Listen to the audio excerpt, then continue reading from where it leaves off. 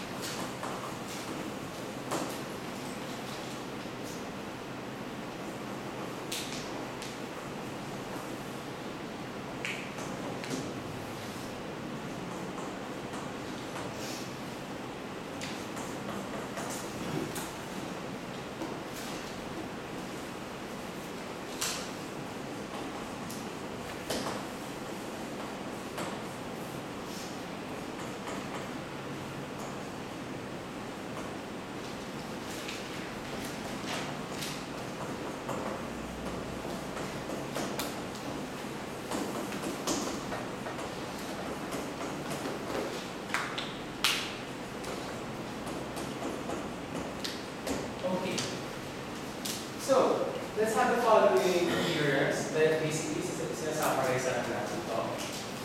If limit of f of x positive infinity as x approaches a, and the limit of g of x exists as x approaches a, then, by existence, ibig sabihin may number talaga yan. Limit of g of x equal to 5, 4, f1 million, 5. Basta hindi yan 0 over 0, hindi yan infinity over infinity, or infinity itself. Basta nag-get this yun. Then, the limit of f of x plus g of x approaches a, so f of x is positive infinity plus a number, yung nag-exist yan, this would be positive infinity. Now, the limit of the product of f of x and g of x as x approaches a is equal to, well, this is infinity. Now, this one will be a number. Now, provided a positive line. So, we will have here a positive number that's infinity, positive infinity we get here. Positive infinity. Now, kailangan greater than 0 kasi iniiwasan natin itong mga to. We have some of this. Ang tawag dito indeterminates. And marami sila actually. Hindi ko alam yung buong listahan. So, ang unang indeterminate na nakita natin ay 0 over 0. Yung pangalawa ay infinity over infinity. Pangatlo ay, of course, infinity minus infinity. Another one will be 0 times infinity. 0 times infinity is not necessarily equal to 0. This is an indeterminate. We will meet a lot of them soon. Yan muna yung preliminary indeterminates natin. Okay. Next, limit of f of x times g of x as x approaches a is equal to, well, this time f of x is a positive infinity, now this time limit of g of x is negative. Yung sagot na dito ay negative infinity. So, a negative number times infinity times positive infinity, negative. Okay. On the other hand, palitan rin naman natin situation. Limit of f of x is negative infinity as x approaches a, and limit of g of x exists. Then, ang sum nila, so this one exists. So, this one is a very big number, negative infinity plus g of x. Well, 1/2, positive 1/2, positive 5, right? Negative 5, right? Negative 5 billion pa yan. This one is a very, very big number. Ang sagot dito, negative infinity. Now, limit of f of x times g of x as x approaches a is equal to what? Provided that limit of g of x is positive. So, kung positive ito naman ay negative, this one is negative infinity. Dito naman, limit of their product, provided that limit of g of x is negative, so we have a negative infinity, times the limit of g of x is negative, the answer is positive.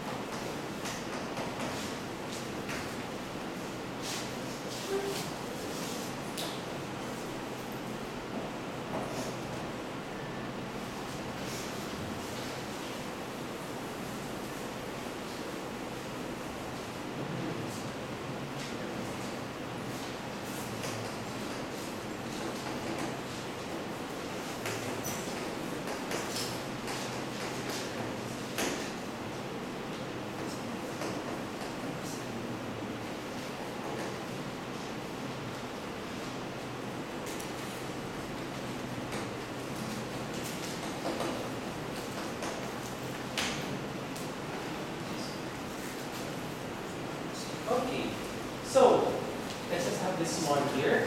Remark, the theorem still holds kahit palitan natin x approaches a by x approaches a from the right or x approaches a from the left. And to reiterate, limit of f of x equal to positive infinity as x approaches a, and limit of g of x also is equal to negative infinity as x approaches a. Then pag kinuha natin yung sum nila, so this is positive infinity plus negative or infinity minus infinity, that will be an indeterminate. So, kasi nga hindi naman talaga sila real numbers. So, hindi mo alam kung ano nangyayari sa tug of war between two big numbers.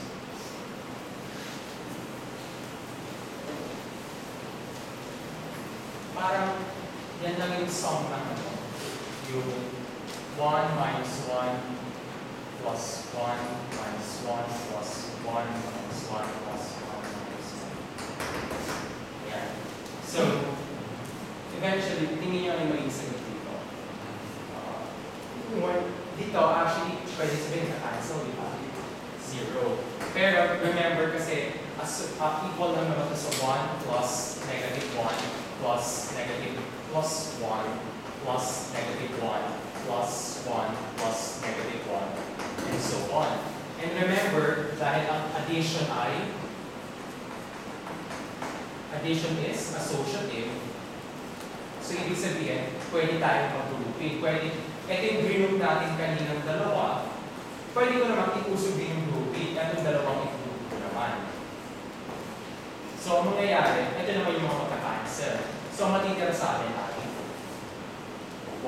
So, you have your 0 and 1. So, hindi sila equal. So, ito yung mga concept. Ito talaga yung queerness ng movie. Hindi sila, ito yung parang, ano yung pinag-aaralan pa rin sila. Bakit ba talaga nabibili pang movie? Okay. So, sino mga mag-math 55? Parang takot kayo. You will learn that in math 55. Ito, na-encounter sa math 17 yung sequences. Yung sequences and series. Dapat yung mga ayaw maganda na kayo. Kaya mag-math 54 ano yan? That is, yung mga elective, kung yung elective, kung mag-aaralan nyo yung parang, ayaw pala, cosine theta plus sine theta, infinite naman na, pero trigonometric. Tapos may ina yung real life application. For example, sunflowers. Yung pattern ng sunflowers. Then yung doon pala sila lumalabas. Pati mga complex numbers.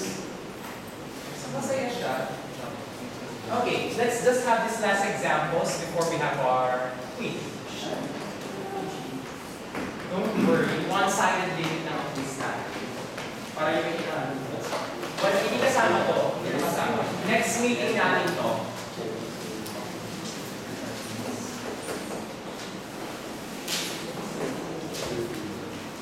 So, kaya dapat sa weekend, mag-aaral kayo.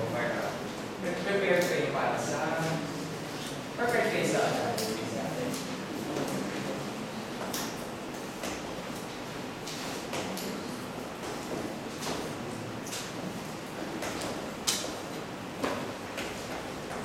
okay, let's have this one. Limit of 2 over x minus 3 plus 3x squared over x plus 3. So, ano gagawin natin? What we can do here is, we can investigate. Sabi dito, investigate natin yung component terms. Yung bawat in terms sa loob ng limit. So, we get here, well, we have your letter A. Ano ang limit ng 2 over x minus 3? As x approaches 3 from the right, this is 2 over 3 minus 3, 0. First 3 from the right, so ito ay 0 plus. This is positive infinity. On the other hand, ano naman ang limit ng 3x squared over x plus 3? As x approaches 3 from the right, we get here 9. 3 squared, so ito ay, 9, so 27 over 6. So we get here, 27 over 6, that would be 9 over 2. So we have your positive infinity and 9 halves, so we get here, positive infinity.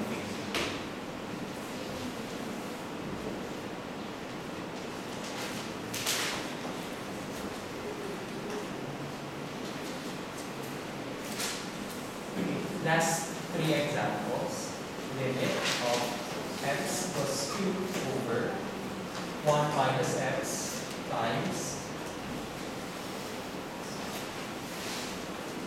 7x over x plus 3. As x approaches 1 from the right.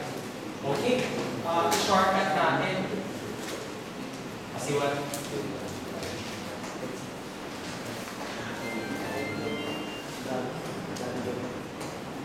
Okay, 1 from the right. Kung 1 from the right, ano ang behavior ng isang to? It would be 1 plus 2, that would be 3 over 1 minus 1, so 0. Pero dahil 1 from the right, let's choose 1.01. 1 minus 1.01, that would be negative. So ang sagot dito ay negative infinity. Samantalang yung limit naman ng 7x over x plus 3, as x approaches 1 from the right, we get here 7 over 4. So we have here negative infinity times 7 fourth, we get here negative infinity.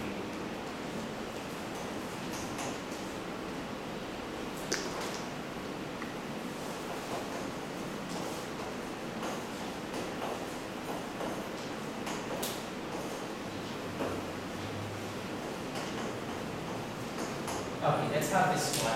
Limit of 2 over t minus 1 over t cubed. Okay, may shortcut dito minsan, ginagawa namin. Parang ganito. Well, we have your 2 over, limit mo rin isang to, di ba? So, 2 over 0 plus, we get here, 2 over 0 plus, minus, this one would be 1 over 0. Pero 0 from the right, 1.01, 0.01, ang cube ng positive ay positive pa rin. So we get here 2 over a positive over a positive, this is positive infinity. Ito naman ay positive infinity. So what do we have here? Infinity minus infinity. So ito ay indeterminate. Ano ginagawa natin pag indeterminate? Katulad ng 0 over 0, nire-resolve natin. So, how to resolve this, ang gagawin natin natin yung GCD niya. Ano ang GCD nito? It would be, so TQ, tapos T, ang LCM pala. Ang LCM ng T at TQ ay TQ. So TQ divided by T, that would be T squared, so we have here 2T squared minus 1 as T approaches 0 from the right. So, pag sinubstitute natin ngayon yung 0 dito, what do we get? We get here 2 times 0, that would be 0 minus 1, so negative 1 over 0. 0 from the left, 0 from the right. 0 plus. So, ang sagot dito ay, this is negative infinity. Okay? So, let's have our last example.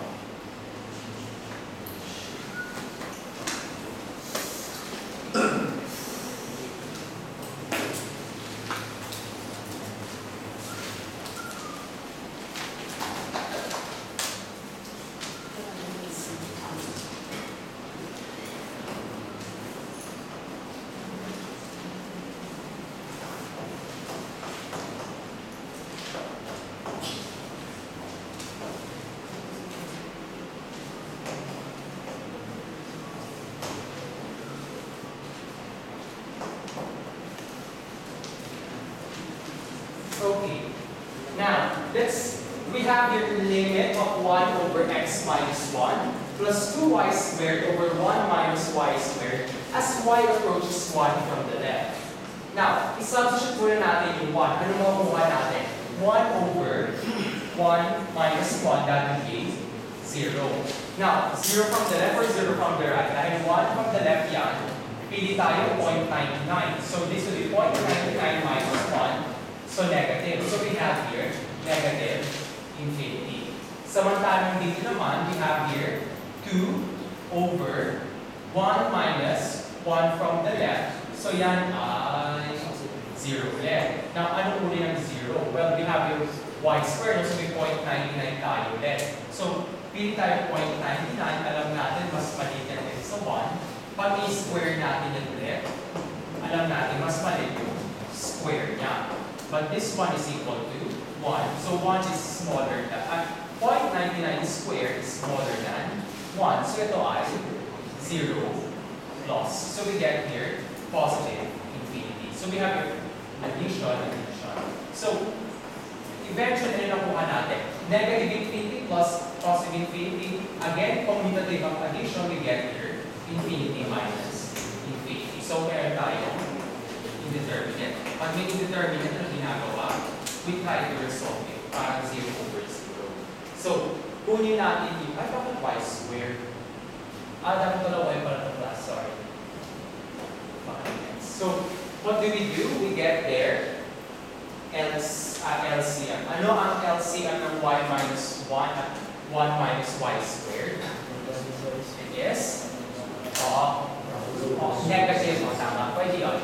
So, we have here, this would be equal to limit ng, well, ang LCM nila ay negative y squared minus. Nakuha ba kung bakit negative y squared minus 1? Kasi ang 1 minus y squared ay equal sa negative y squared minus 1. Pero ito ay negative y minus 1 times y plus 1. Tapos meron tayong isa pa, y minus 1. So ano yung common nila? Ito at ito. So pag tingnan natin LCM nila ngayon, it will be this negative here, ibababa din natin yung y minus 1, ibababa din natin yung y plus 1. So pag multiply natin dito yan, we get negative y squared minus 1. And hence, we get that LCM. Okay. So ito yung LCM na natin. Negative 1 times y squared minus 1 divided by y minus 1, we get here. Negative y plus 1. So we get negative y plus 1 plus this 1 divided by this 1 here, negative na.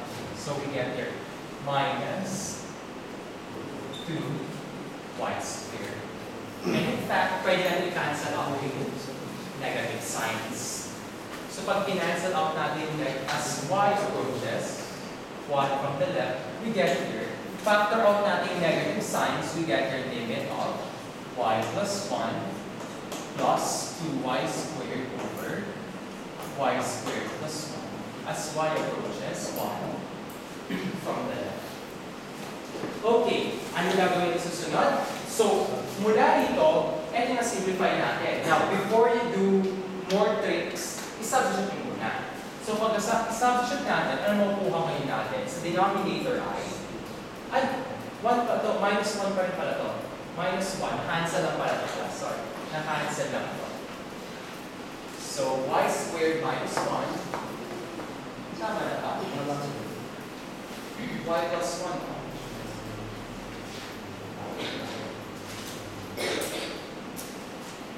Wait.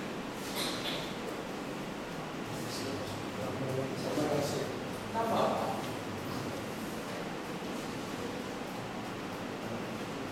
Zero. Hindi ba siya negative y plus? Hindi ba siya minus y squared? This 1 divided by this 1. This would be positive to class. Kasi, pag ito, pag ito, y squared minus 1, dinivide mo nito, you get negative. Negative, no?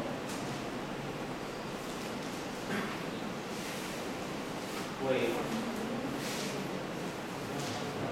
Tama ba?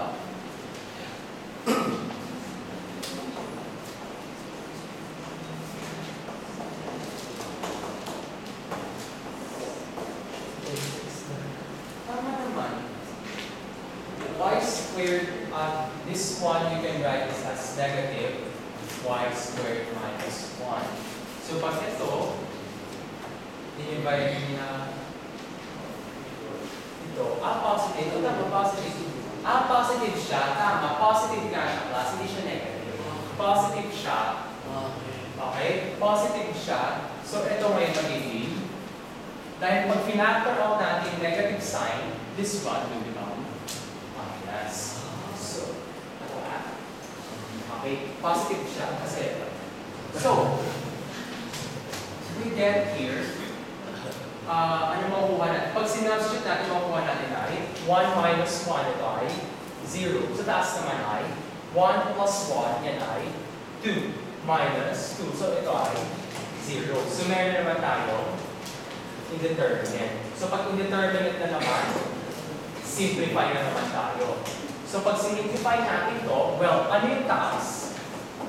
Yung taas natin, well, we can factor the negative sign. We get there 2y squared minus y minus 1 all over y squared minus 1 as y approaches 1 from the left.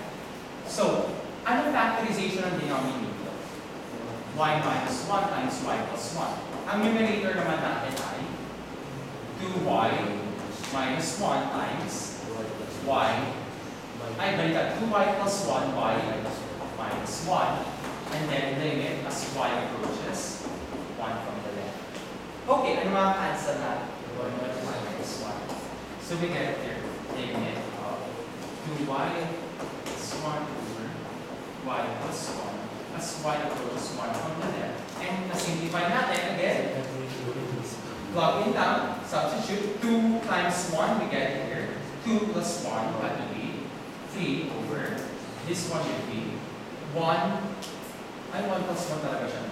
1 plus y plus. Ay, plus may negative pala tayo dito. May negative, sorry, hindi na natin makalimutan. 1 plus 1 is y. So we get here negative.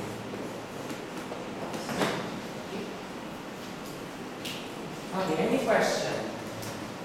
Okay na naman natin. Hindi tayo ito mag-quiz tayo sa M-Ban 305. Baba lang, downstairs. Malaking room na yun para hindi tayo